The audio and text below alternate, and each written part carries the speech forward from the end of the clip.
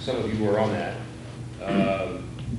He identified significant buildings in the city that they thought might benefit from the TIF and didn't want to leave them out. So we drew a boundary line that's contiguous but not compact, and it reaches out to pick up the old Bill Best building, the Gleason building, and a lot of thought went into what to include, how to accomplish that. So the idea behind the TIF is that when the TIF was established, this was established in 2013, the property tax base for the properties that are within the bounds of this district is set as the base amount. And so are the sales taxes that were generated by commercial activity in any of the buildings within the boundaries of the TIF. Then someone comes in, as did Audubon, and acquires, or in their case, they own building, applies to the city with a plan to improve the building. And in their case, it was $1 million that were approved for recapture. They spent more than $1 million, but $1 million was the amount that was authorized for things like electric and plumbing and interior revisions and exterior modifications. No new construction is funded by, is subject to reimbursement from the TIF, but there's a list of eligible activities in the statute, and if you do those things, you can seek reimbursement. You get reimbursed by the improved tax receipts, both real estate and sales tax, that come after you've completed your improvements. So just as an example, if you had $10,000 of sales tax receipts in 2012, or they were associated with that building, and you're doing $15,000 worth of sales, business contributing to sales tax, you create a $5,000 increment. And it is from that increment that you may be reimbursed. So all of the sales tax and the real estate taxes above the increment from within the boundary are received by the city, and they go into a special fund. They're separated from the rest of the city's assets. And what's unique about this TIF is we entered into a loan agreement with the two parties that have participated in this TIF to pay them back that approved portion of their expenses from those receipts. So there was no financing by the city up front. They had to find their own financing, do the project, with the hopes then that they would generate the taxes or have improved real estate taxes for the city to pay them back the portion to which we had committed. Now, the way that this TIF was set up, not only did the business have to generate an increment, but the base for the entire district, both the real estate, you'll hear the term pilots, payments in lieu of taxes, and the sales tax, that's referred to as EATS, economic activity, both of those had to be met. Is she on the thing? Yeah, that's Gene Audi. Ms. Adi, I'm going to ask you to move up to the table since you're representing.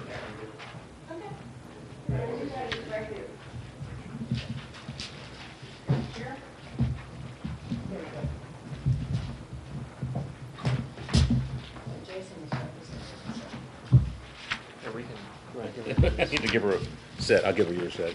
Go ahead. You take my set. I'll share. Okay.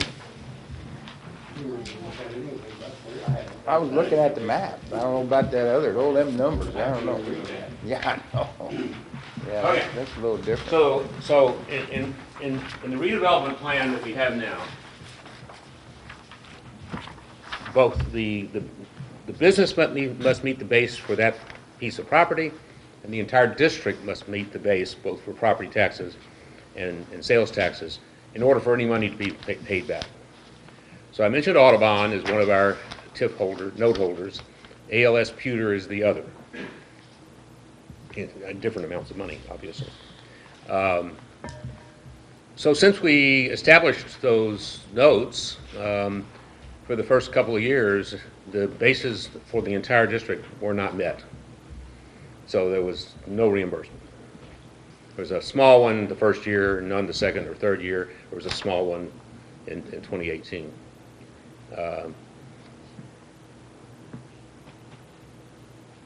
And the reason for that was that certain pieces of property within this boundary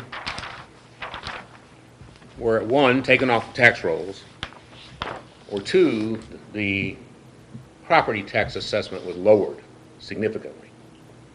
So this is a list, I know you can't read it, it's hard to read, of all of the properties that were, and the numbers correspond to the otherwise illegible numbers on the map.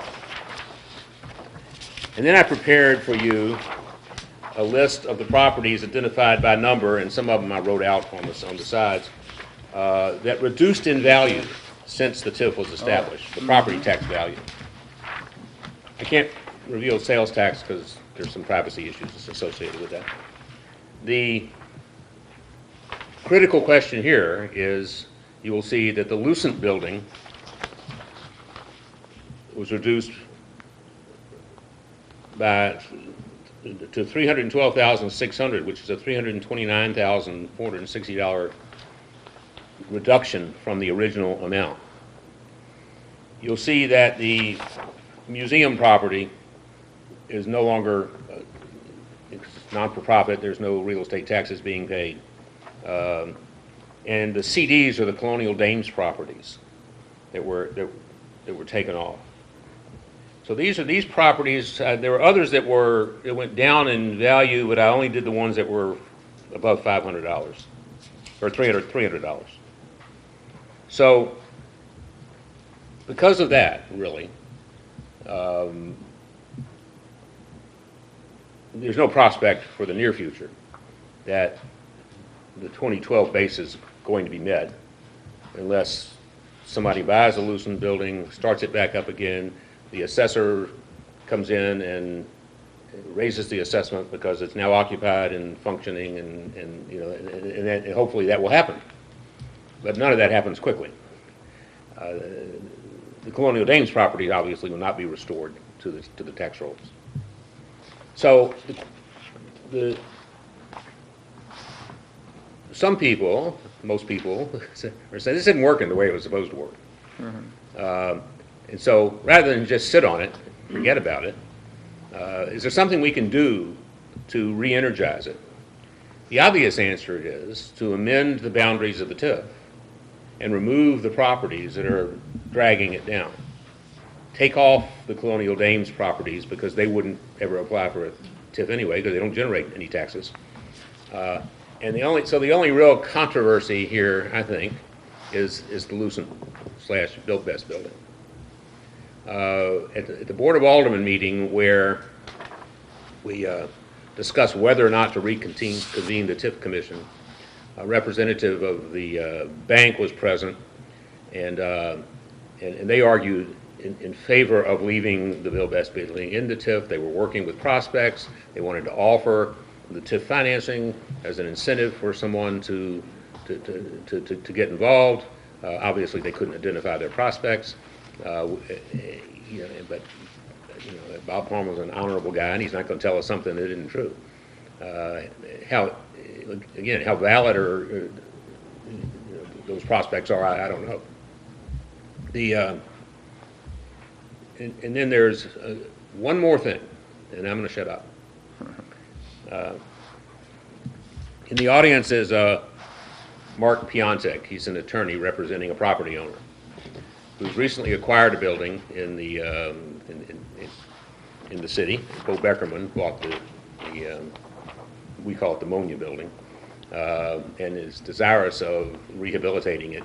You will notice he has been doing the demo work, but other than that, we haven't seen any plans or anything. He he said, I'd love to participate in this TIF, but it's not going to do me any good, because, you know, I don't see that the overall base is going to be met soon. So, and then we get a letter from Mark saying, requesting that property be taken out of this TIF and established kind of as a TIF of its own. So whatever improvement in the real estate value or whatever sales tax are generated above the 2012 base would go into the special allocation fund and could be used to reimburse a note without regard to what happens in the larger TIF district. He'll have to explain that in more detail if he chooses to, because that's all I know about it. Except I spoke to this Mark, and he said, well, conceivably, you could do that. Whether you want to or not is kind of the reason why we're here tonight. So this is an organizational meeting. We will have to meet next Thursday and approve the mayor's appointments to the city's representatives to the TIF commission before we can vote on anything.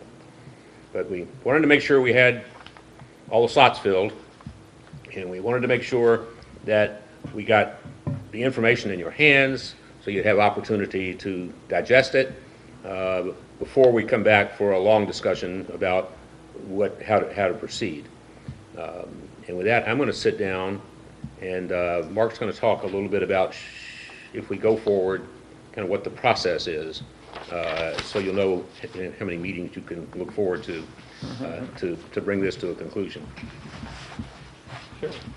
Thank you. My name is Mark Spikerman. I'm with Gilmore and Bell. I'm counsel to the city on TIF projects. And as you can see from the printout that no one can read, there are 300 parcels in the TIF currently.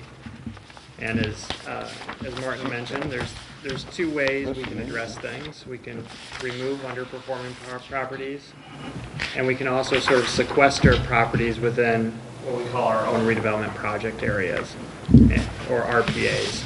If they're in their own RPA, their TIF revenues are tracked independently of other properties. The base is still 2012. The 23-year clock still started in 2013 and ends in 2036. But they're tracked independently, so whatever happens elsewhere in the district doesn't affect a property that's been sequestered into its own RPA. Now, conceivably, we could do 300 separate RPAs. That sounds like an administrative issue. It doesn't sound very conceivable. Right. But there may be some properties that are worthy of their own RPA. There may be some properties, like you mentioned, the nonprofit properties, that it's just makes sense just to take out of the district. So I think going forward, once the TIF commission is fully formed, the thought is we can go through these properties. I don't think we need to go through all 300 one by one, but maybe the list here, and say, are there any properties that either deserve to be taken out or deserve to be sequestered into their own RPA? And then we'll use that. We'll make an amendment to the TIF plan. Be your job to consider it. We have to hold a public hearing. You would recommend to the Board of Aldermen yes or no on the redevelopment plan. And if you say yes, the board says yes, the plan's amended. So really, two meetings. They can Two more can they have the meetings public after this. hearing first?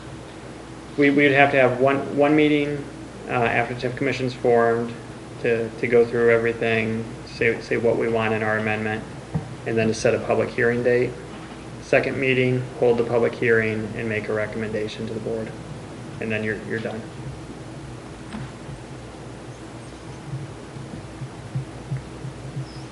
So the individual, if somebody wanted their own TIF, Right. you don't actually farm, you don't actually go out and farm another TIF, do you? Right. We just the plan would be amended to say, you know, this parcel or whatever parcel it is now redevelopment project area A1, and it's going to be treated independently. Could the underperforming property be sequestered? It could. So really, every property could come and ask for a special TIF. Right. We could conceivably sequester all 300 properties. What are the administrative costs of doing that? We would have to, on the city's books, they would have to maintain 300 separate accounts of the TIF fund. Yeah, that's, I mean, most of those So- accounts probably wouldn't have any money in it, but they'd have to. Question. Withdraw that question. I don't think I can. It seems to me like anybody that wanted to participate in the TIF would have the same view that Mr. Beckman has and would want to do the same thing. So the TIF in the first place is totally, Well, I would say, once you get rid of the loose end and some of the nonprofit properties, the rest of the TIF would presumably work somewhat. I mean, you'd meet that base, and you'd start to produce revenues. Would you produce all the revenues as if 300 separate RPAs? Probably not, but you'd probably be in positive territory. The individual RPAs would still have to follow all the same original guidelines as the total area that was set up, right? They Right. can't have special guidelines. It'd still have to follow all the same guidelines as the original TIF was set up, correct? I mean, that's yours and the board's preference. If there was some reason to treat one property unique, you could look into that, but I'm guessing the thought is probably to treat them all the same. Okay. If you looked at it in that sense, one of the ideas of when we created this was that obviously you expected the base to go up in both cases, and Right. as of now, it certainly hasn't. One, because of, I guess, sales taxes is kind of flat, but you expect it to go up, and you also expect the property values to go up, and we can see why that hasn't happened. But one of the other reasons to do it was that you'd have the people applying for the TIFs to improve their properties and to, and be able to get their money back, but at the same time, there would be other people that were improving their property values, sales tax would go up in other businesses, and the city would end up capturing that increment, and then the city could end up using that money for infrastructure and Right. streets and all that. So if you ended up taking every one of these individually, it really would cut the city out of any benefit as far as the TIF goes. The city could still use some of the money captured within a sequestered area as long as it benefits that area. So even, a road that leads to that area, that's benefiting it, wire lines that lead to it, there's ways to still use that money for the benefit of the overall area. Okay.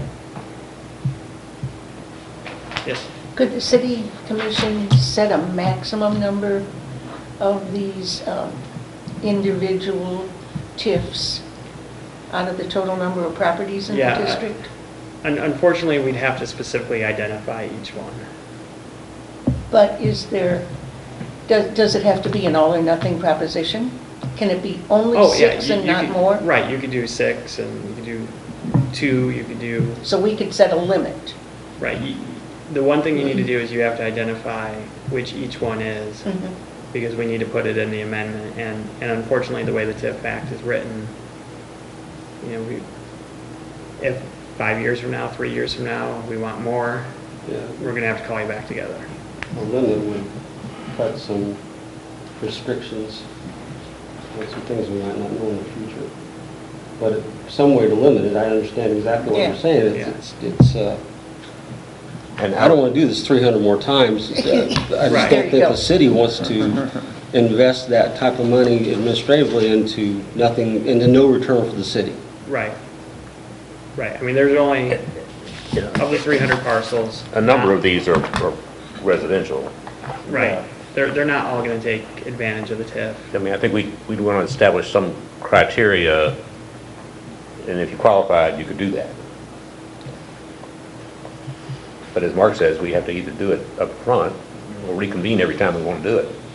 Yeah. Can you, go ahead. Is TIF money retroactive?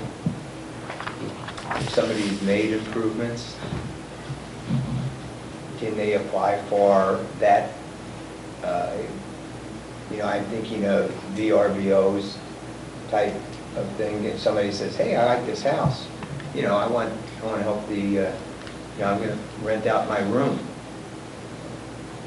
Can it be used for that type of thing? I mean, you could have another dozen VRBOs or whatever pop up.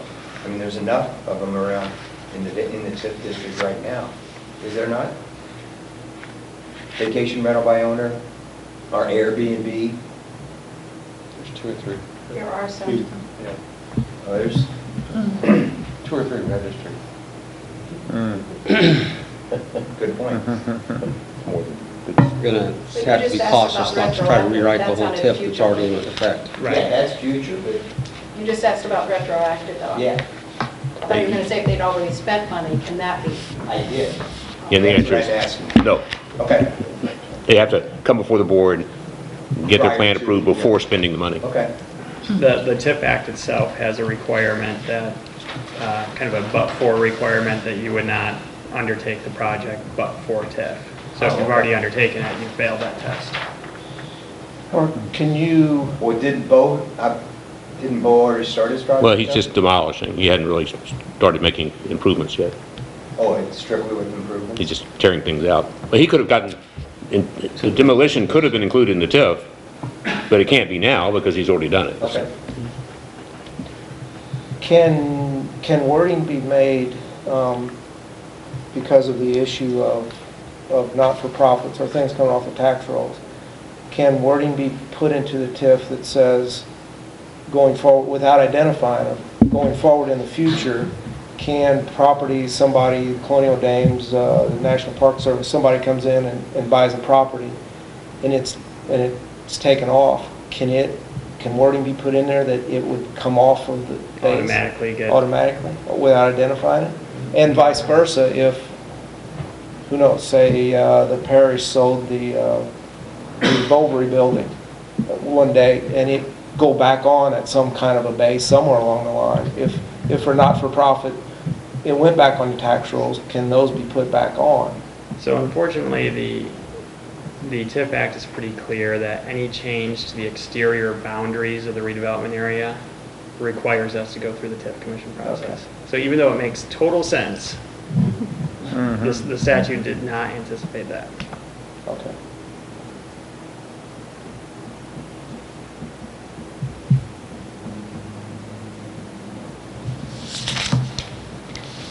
Yes? Can the commission include properties as their individuals, as their individual district, like you were talking about for Bo's property, if, say, poll the 300 property owners and ask if they're going to do significant improvements? I mean, I don't think that the TIF was imagined so that a residential owner can paint their property. So, if it's not something significant, like the qualification factor for applying for the federal tax incentives for buildings has a significant improvement clause. Other than inflation, about the only way you're going to significantly affect your property tax is to add square footage. So painting doesn't do it. Falling into disrepair, I guess, could make it functionally obsolete, and they might reduce the tax because of that. I mean, I would imagine the plans that Bo has for that building, in full disclosure, Julie is working on some architecture work, so my wife is working on the architecture work for Bo. But his plans are to significantly improve the value of that building by putting a significant amount of money into it. But again, if someone added square footage, they wouldn't necessarily qualify for a TIF because that's kind of new construction. But he is significantly improving the value of the building just by redesigning the entire interior. Yeah, it seems impractical for just a residential structure to benefit from the TIF. Right. The rules are relatively clear on what qualifies and does not qualify. Yeah, so while there are 300, and that's my point, is that while there are 300 properties within that district, there aren't 300 properties that are going to ever see an application for the TIF. I don't think anybody disagrees with that. Yeah, so it makes sense to me that to go through those 300 properties and either ask the owners whether or not they would ever apply for a TIF. Well, we have to send a letter to every property owner before we amend the TIF, so we'll have the option, we can include that question in the letter that we send. Yeah, and then I think that can drive whether or not you make individual TIF districts for each property or not. Because if it winds up being 15 of them, okay, do 15.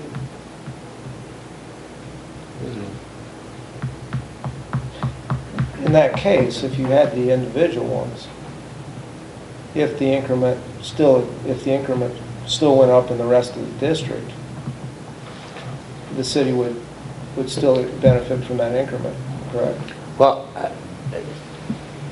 I think we're going to, I'm not sure there's any downside to setting, other than bookkeeping, to setting up the individual districts, because they're still going to create an increment. The increment's still going to go into a special allocation fund. It might be a different line item and whatever taxes are generated above the base, less the payback amount, stays in the fund.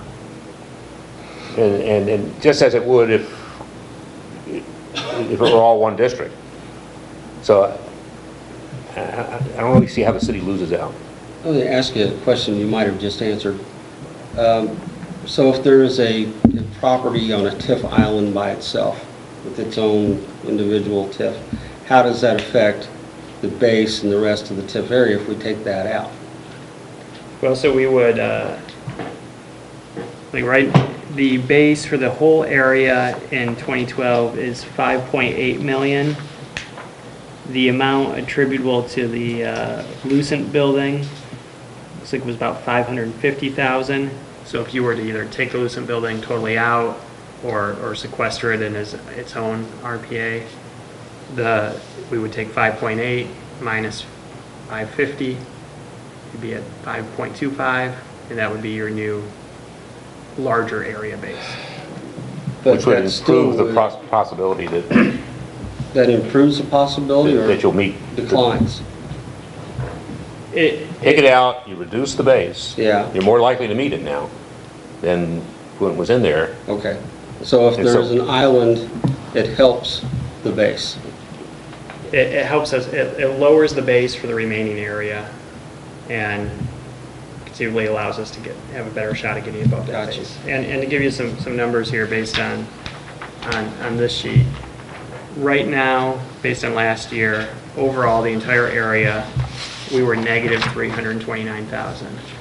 The Lucent building alone is responsible for 312,000 of that deficit. So get rid of that, you're only 17 away. Colonial Dames.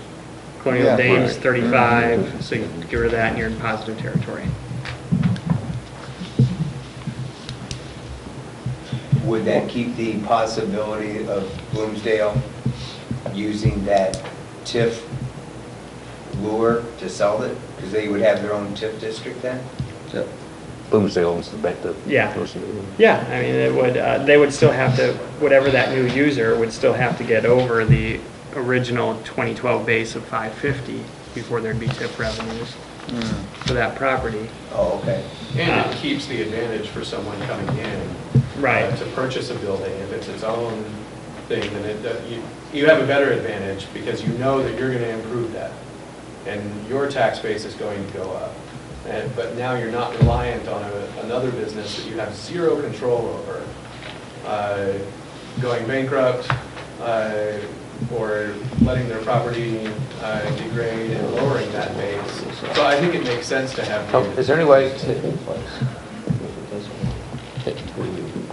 I hadn't planned on asking this question, but Lucent, the bank has sold off a portion of this building to a for-profit entity. I guess the base just still stays the base, even though it's been separated into two parcels. Yeah. Okay. They sold off 4 and 5? Yeah.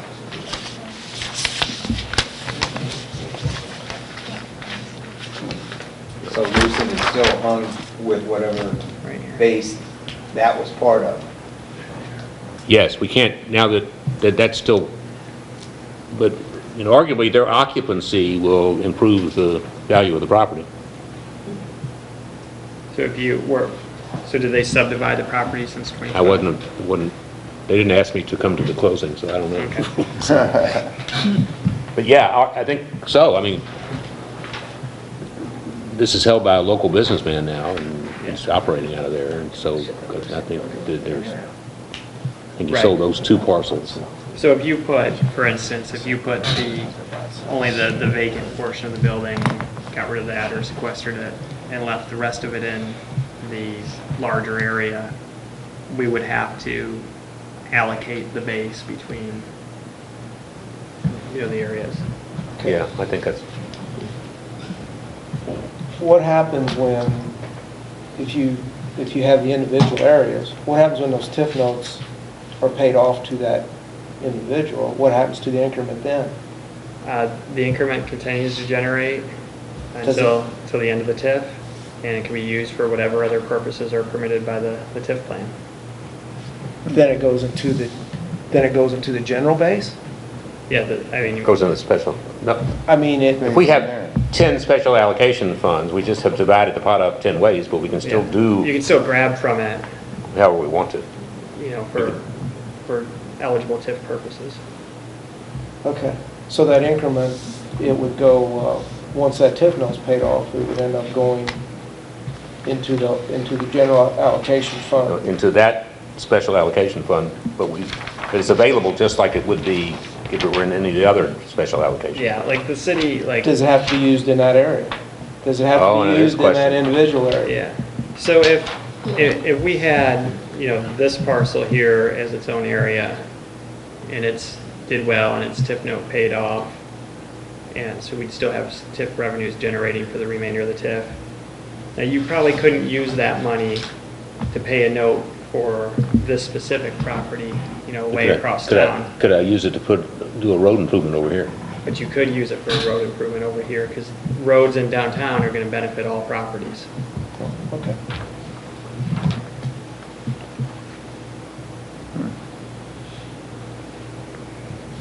Then I'm trying to figure out what the downside of doing that would be. Honestly, Mark, no offense, when I first got the letter, I went, this is crazy. But the more I thought about it and talked about it, I just haven't come up with a reason not to do it. Yeah, it certainly benefits the individual more, the individual property owner more, because you aren't depending upon the bases to be met. And if we do the Lucent building, we satisfy the bank's concern, and still, you know, they still have the opportunity to benefit from it. And again, it's just, the county won't like it, because they don't like managing the TIF revenues anyway. Because now it'll have to be, you know, that many more things that they have to separate out, but I think if, as Micah pointed out, I mean, it's not, it'll never be that many, so. It depends on who's running the county. Okay, well, we'll avoid that question. Well, now the... It's another elected official in the county who doesn't like having to do it. Well, this is upside for Audubon and for the DSL Pewter, right? I mean, if we do... Well, I mean, I would think that if we decide to go that route, they would probably want to do it. I haven't talked to them about it, but why not? I mean, But they can't become one now because they've already done their work, it's a good point.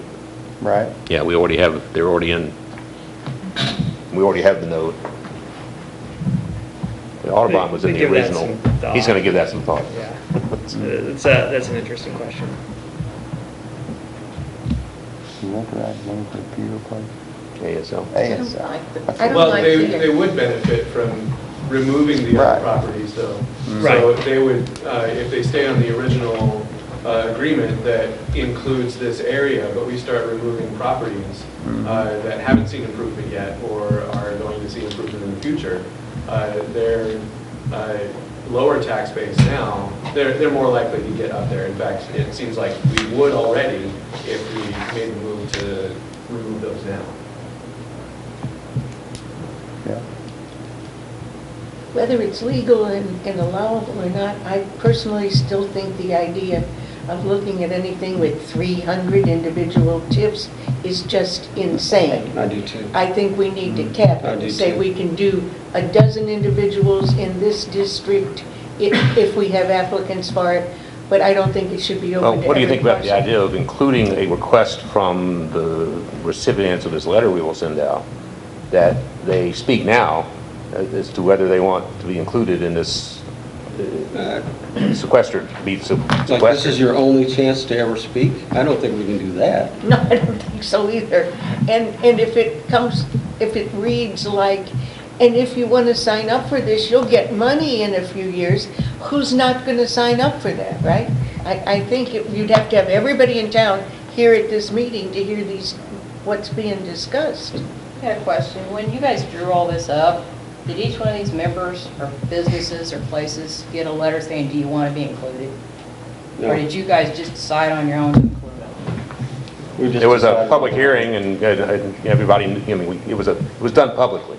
I know, but I mean. We didn't knock on anybody's By having all door. these in here, you've eliminated taxes, still haven't you, for some of the places, or if they go in, I mean, for the community in the city? No, No. Taxes to there's no tax abatement. I know. That's just And the you new still have to tax. apply. That's the only thing that's captured, right? The new tax. Something you could also, Hmm? block size RPAs. Mhm. It's just saying you could do it by blocks. Yeah, that's what I'm So you didn't want to, you do residential areas, just, Right, instead of 300 RPAs, problem in this You do RPAs by area, block. it's a lot of mixed use. And Right. a block is going to have right. or a whatever store, they grow. apartments, and single-family residential areas. Yeah, So it would be an advantage to a property owner that want to participate in the TIF to do it by themselves. Is that correct? well, yeah, I think most property owners would benefit the most if they were So- treated by themselves. So that's good for the property owners. And the only thing the city has to do is to reconvene and set up that special TIF district. So we don't see that happening every month. You know, it's going to be between stretches before we have to do that. So I don't see that being a big hindrance of having to reconvene. And the process would be the same, it'd be Yeah, I don't see that as being. two, it'd be Yeah. short, Just right? having It'd be another two meeting. meetings. yeah. Yeah, and I guess here, the city is required every 5 years to hold a hearing regarding the status of the TIF anyway. You could time requests for additional RPAs. We just did it this year, so Yeah. it'll be another 4.5 years. Right, yeah. Yeah. Martin, I have a question.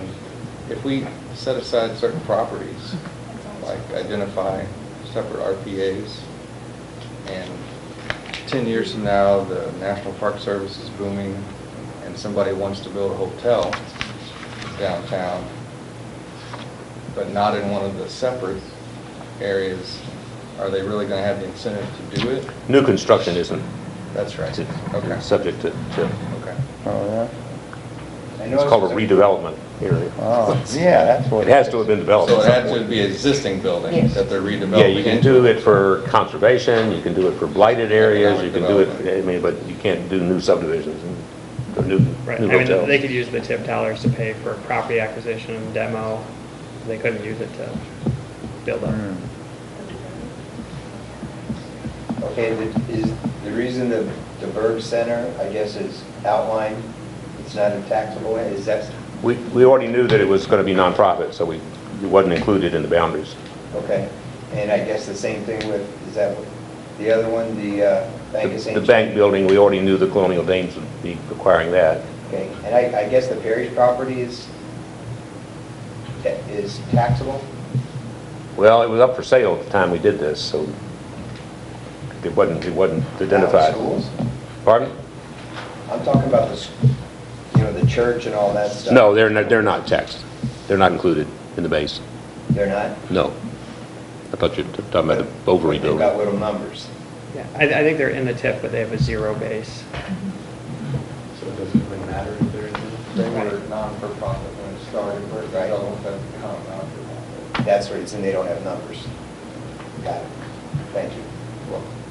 And so, does it make sense for the commission to reconvene every few years to move properties out if they have become nonprofit like we're doing now? And maybe move some in if they come out of nonprofit? That's for you guys to decide.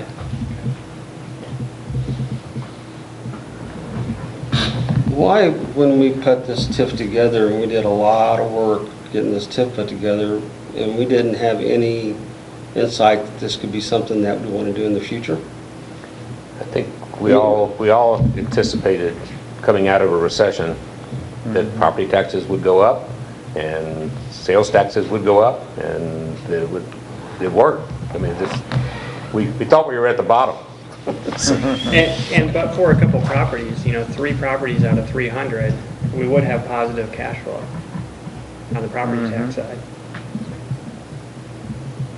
Well, if all we have to do is have a couple meetings, if a business wants to invest in St. Genevieve, I'm all for having a couple of meetings. Yeah.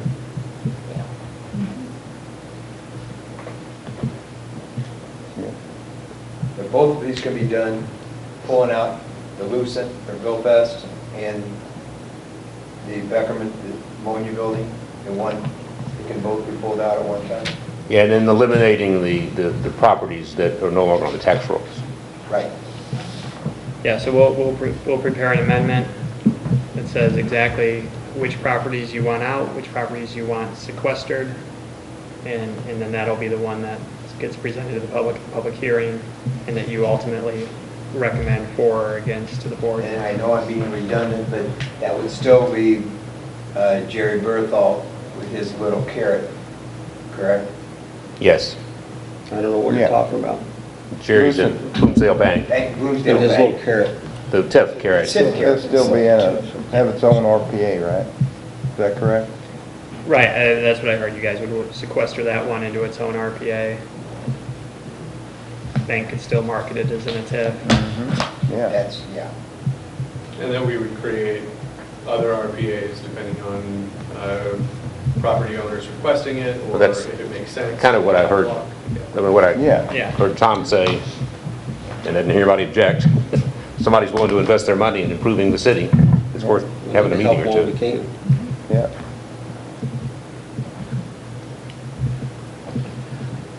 Well, absent any other questions, I mean, I think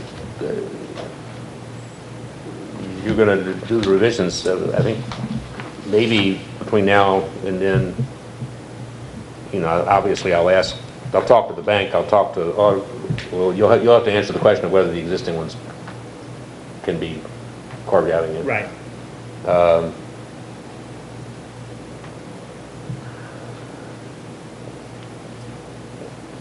What effort do you think could I make to find out who would be interested up front in being set aside? It had to be somebody with a development plan, though. I mean, somebody who's going to do something. I mean, The other thing is, the longer this goes, the less incentive it is, because you Right. can't push Right. the note gets shorter and shorter. So You could- what's left now as far as time? 18. Yeah. 18 years. It's 18 years, yes. Yeah. Would Audubon have any repercussions saying, hey, you didn't tell us about this? I'm just asking. Well, one, if you took those losers out, they're gonna be back to where they could be getting something, even if it's not allowed, that they can't get back in. And I guess on the other side, we've foreseen what was No, that's a going good to point. happen. Yeah, we solved the to make problems. these changes. They're made whole. When we set up this TIF, the nursing home, that was, what's the care center? They had plans of a major redevelopment of that facility. but I actually got a call from the owner and wanted to know why we didn't contact him. We didn't know he had plans to, I mean, we can't just call everybody that's got a business and say, hey, we might have some free money, because that's not what it was. But to try to reach out to these 300 people and say, what do you think you might be doing later? And I think Kathy said, or maybe it was Martin, the free money, well, there, everybody's Yeah. going to start wanting to do something. Yeah, and That's when what we first people- set that's this what up, people there's think. still a lot of people who Yeah. think it's free Yeah, money. yeah. I get Yeah, calls. all right, Let's schedule a meeting. What about this TIF bond or TIF, no. yeah. But don't hurt to ask. All right, so you're gonna get the answer to the question. Yep. We're gonna make the revisions. I'm gonna talk to the bank and get some definition of the property that we're gonna do this.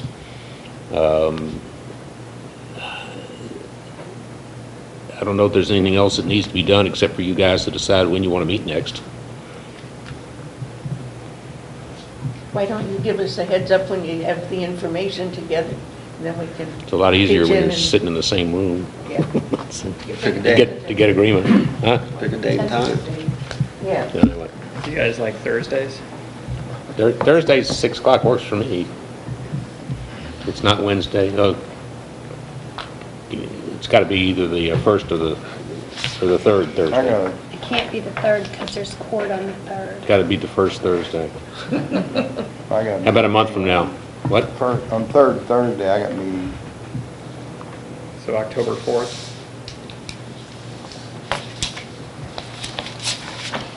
My girlfriend's going to be in Florida, but that's okay. Not any Cardinal baseball games that night, is it? Yeah. That's a Thursday, October 4th? Hopefully there will be. Yeah. Yeah. Are we gonna do 6 o'clock again? Is that a good time? I think so. I've gotten to where I try and encourage people who have meetings to have them like 5 or 6 o'clock because it doesn't ruin the night. Right. Right. That's true. Gives you time to get home, you know, and get to the meeting. Yep. Once you go home. Yeah. Well, look forward to hearing from us, and if there's, we'll contact Let's hope we you don't get They approved. didn't. if there's something that needs to be done, Jack. Jack, you okay with continuing this? Sure. Okay. Yeah, please let me know if Paul says no. Do you have all that information? No, I thought you put it on there. No, they just put their organization. She made a mistake. Okay. Let me throw out that. We need contact information. Start it around Well, again. how did you get it the first time? She's got mailing addresses. Doesn't have emails, Oh. phone numbers. Email. Oh, you do? Okay, I was gonna try to steal that, Kathy. You all saw that, didn't you?